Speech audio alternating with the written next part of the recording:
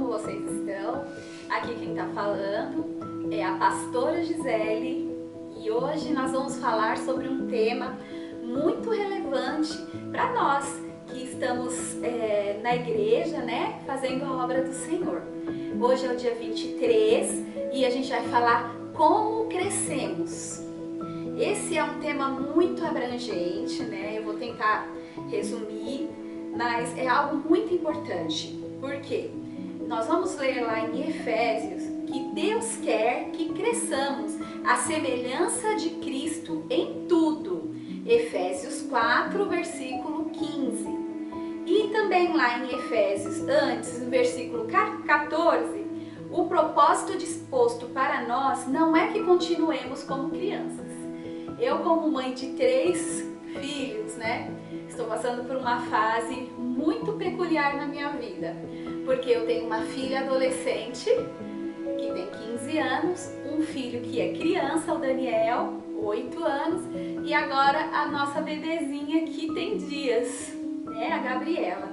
Então, para mim, esse exemplo de como crescer é bem claro visualmente, né? Mas nós temos que saber com quem nós devemos nos comparar para ver se a gente está crescendo no Senhor ou não. A palavra de Deus nos deu um padrão que é Jesus. Então, Deus quer que nós sejamos semelhantes a Cristo, né? E quando a gente vê um padrão assim como o de Cristo, a gente fica vendo tantas qualidades em Jesus que a gente às vezes fica, mas o que eu posso fazer para mostrar, né, para trazer os frutos do meu amadurecimento? Eu vou dar umas dicas. O próprio Jesus nos ensinou na oração do Pai Nosso, né, em Mateus 6, versículo 10, né, que quando Jesus ensina os discípulos a orarem, ele fala: seja feita a vossa vontade, ou seja, a vontade do Pai, assim na terra como no céu. Veja como Jesus, numa oração simples do Pai Nosso, chama a gente à maturidade. Porque quando nós realizamos a vontade do Pai na terra, nós nos tornamos maduros. Nós vemos também que Jesus, ele foi obediente até a morte e ele foi também maduro, né? Quando Jesus, lá no Getsemane, ele orava ao Pai, como está escrito em Mateus 26, 39, pedindo para que o Pai, se fosse possível, passasse dele o cálice, né? Mas que todavia fosse feita a vontade do Pai. Então, Jesus, como nosso exemplo, ele já tinha entendido que a vontade boa, perfeita e agradável é a vontade do Pai e não a nossa vontade. Quando eu pego a minha bebê Gabriela, que tem alguns dias, a gente vê como um bebezinho é imaturo, né? Como ele é exigente, né? Quando ela tá com fome, ela grita, ela não quer saber se você tá com sono, se você está cansada, se chegou a hora de você comer, porque o bebê, ele é focado em si, na própria necessidade, né? Apesar da gente entender que todos nós temos fases, não tem como eu exigir de um bebezinho que ele tenha domínio próprio, que ele aguarde pacientemente a hora de comer. Então, o nosso Pai também sabe em que fases nós estamos, né? Já o meu filho Daniel, de 8 aninhos, a gente pode exigir algo a mais para ele. A gente coloca mais responsabilidades sobre ele, porque a gente sabe da capacidade que ele tem de entregar algumas coisas, né? E eu também tenho a Isabela, de 15 anos, que tem sido o meu braço direito aqui no cuidado com a Gabriela. A Isabela, a gente já espera dela atitudes de adulto, né? Ela tem me ajudado em tudo, organizando a casa, fazendo comida, me ajudando para que eu possa me dedicar a mais com a Gabriela. Deus, ele sabe os estágios que nós precisamos passar, mas é muito importante que a gente olhe para a gente mesmo, para saber que fase que a gente se encontra, para que a gente cresça, Porque hoje, até a Gabriela, que é uma bebê recém-nascida, ela já não está mais na fase que ela estava quando ela morava dentro da minha barriga. Ela já ganhou autonomia em algumas coisas, ela já respira sozinha, já mantém a própria temperatura, né? Já se alimenta. Então até ela, que tem dias, ela já cresceu, né? Inclusive em estatura, que ela nasceu com 47 centímetros, a gente mediu ela esses dias, ela já estava com 50, né? Já estava mais pesadinha. Então mesmo na nossa imaturidade, quando você vê, você estar no primeiro grau da maturidade, a gente tem que apresentar crescimento, né, em Deus.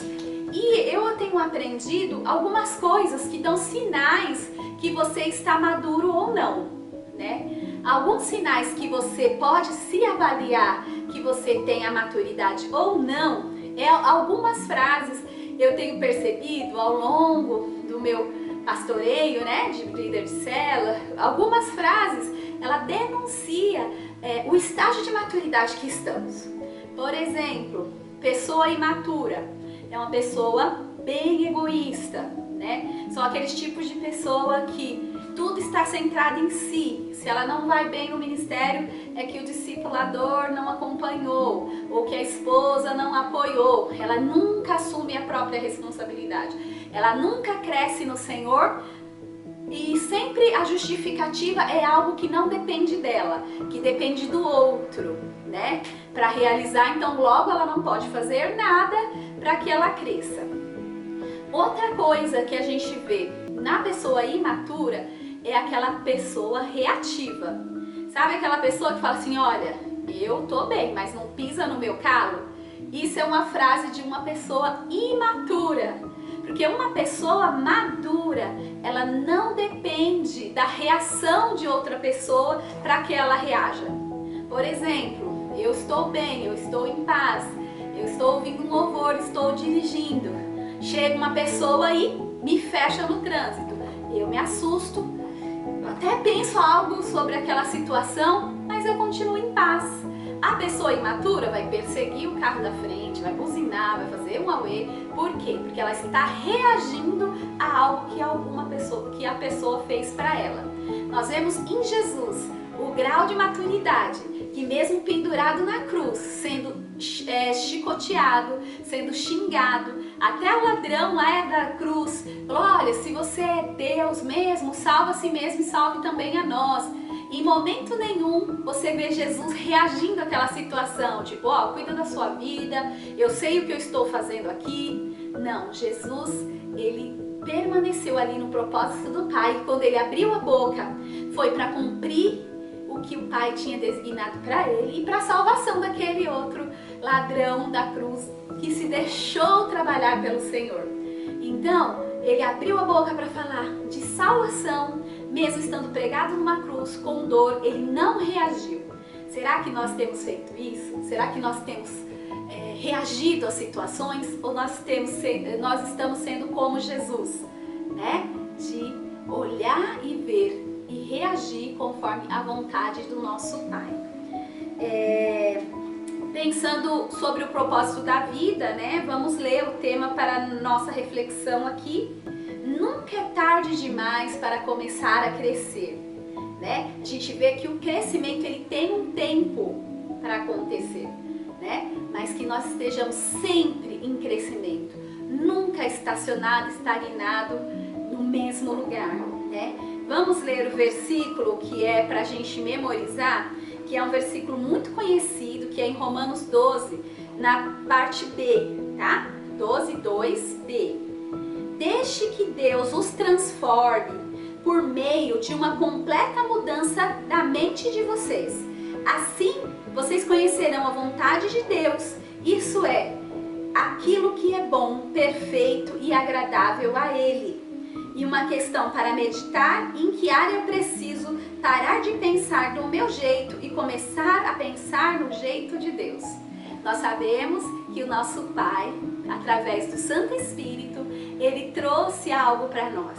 Que o Espírito Santo, através do fruto que nós manifestaremos, nós manifestamos dele, o Espírito Santo também nos ajuda. Então que essa possa ser a nossa oração, que a nossa mente possa ser de acordo com a mente de Deus, e assim nós não viveremos em conflitos, lutando sobre as decisões, lutando sobre atitudes, né?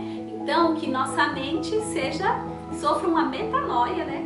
E sejam de acordo com a vontade de Deus. Então eu quero aqui me despedir e pedir que o Senhor nos ajude a cada dia crescermos mais e ficar a cada dia mais parecido com Jesus. Eu quero despedir e que Deus abençoe vocês.